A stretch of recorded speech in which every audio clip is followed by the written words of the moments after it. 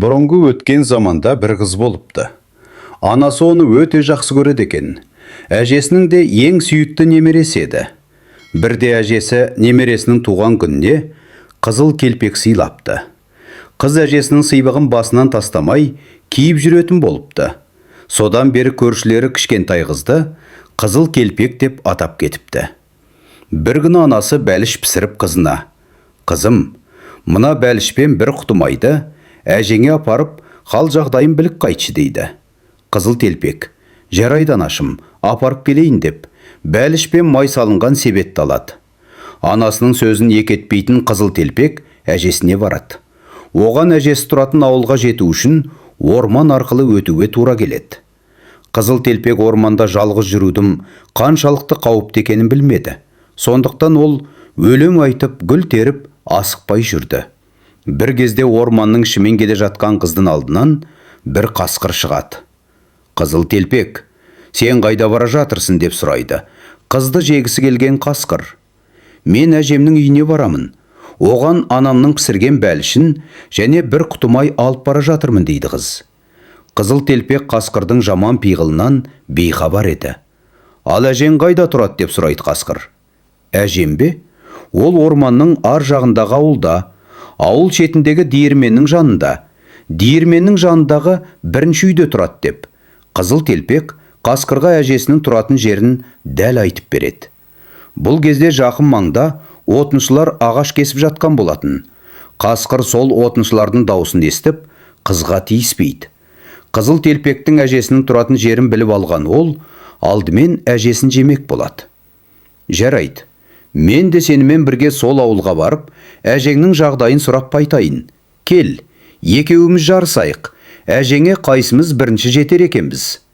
Сен мына жолмен бар, мен ана жолмен жүрейін» деп қасқыр өзіне ауылға кез жолды таңдап алады.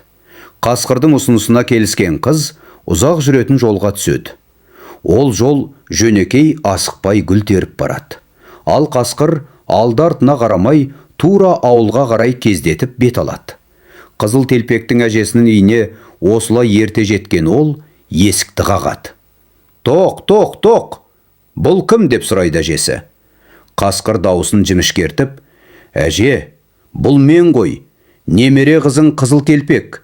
Мен сізге қонаққа келдім. Анамның пісірген бәліші мен бір құтымайын ала келдім» дейді. Бұл кезде ауырып төсек тартып жатқан әжей шынымен немересі келген екен деп ойлап: «Айналайын қызым, тұтқаның жанындағы жіпті тартсаң, есік ашылады» дейді дауыстап. Қасқыр жіпті тартып қалады. Сол кезде есік ашылады. 3 күн аш жүрген қасқыр баса көккеріп кіріп келеді. Ашқарақтанып, бірден әжейді бас салады да бүтіндей ұшта салады. Содан соң есікті жауып, басына әжейдің қалпағын киіп, көзіне көзілдіргін тағып, төсегіне жатады да қыздың келуін күтеді. Сәлден соң есікті қызыл келпек қағады. «Тоқ, тоқ, тоқ! Бұл кім?» дейді жуан дауыспен тойып алған қасқыр. Қыз гүрілдеген дауысты естіп қорқып кетеді. Артынша әжеме суық тиіп, дауысы содан өзгерген болар деп ойлайды. «Бұл мен, сіздің немереңіз қызыл келпекпін.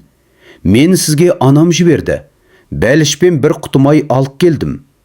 Қасқыр дауысын өзгерте қойып, жімішке дауыспен: «Тұтқаным жанындағы жіпті тарта ғой қызым, сонда есік ашылады» дейді. Қыз жіпті тартады. Есік ашылып үйге кіреді. Көрпемен бүркеніп жатқан қасқыр оған: «Қызым, себетті үстелдің үстіне қойып, өзім менің қасыма кел» дейді. Қызыл телпек бәлішпен май құйылған құт салынған себетті үстелдің үстіне қойып, қасқырдың жанына жақындайды.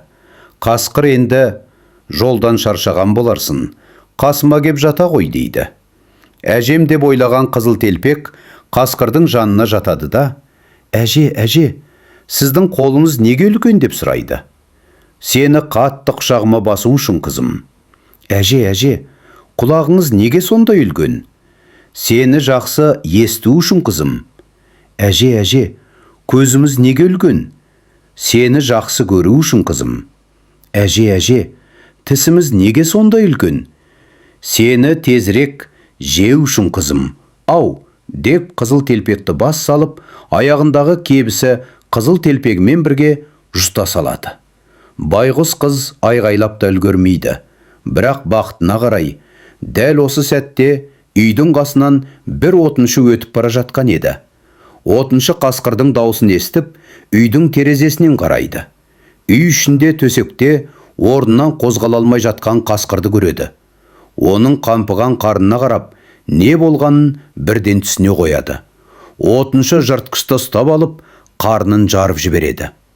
Қасқырдың ішінен қызыл телпек пен әжесі дін аман шыға келеді. Отыншы қасқырдың қарнын қайта тігіп, бос қоя береді. Қызыл телпек пен әжесі отыншыға алғыстарын білдіреді. Әжесі шай қойып, немересі әкелген бәліштерді себеттен шығарып дастархан жаяды. Сөйтіп үшеуі жақсылап тұрып шай ішеді. Әңгіме дүкен құрады. Қасқырдың сыбағасын қалай бергендерін айтып мәз болады.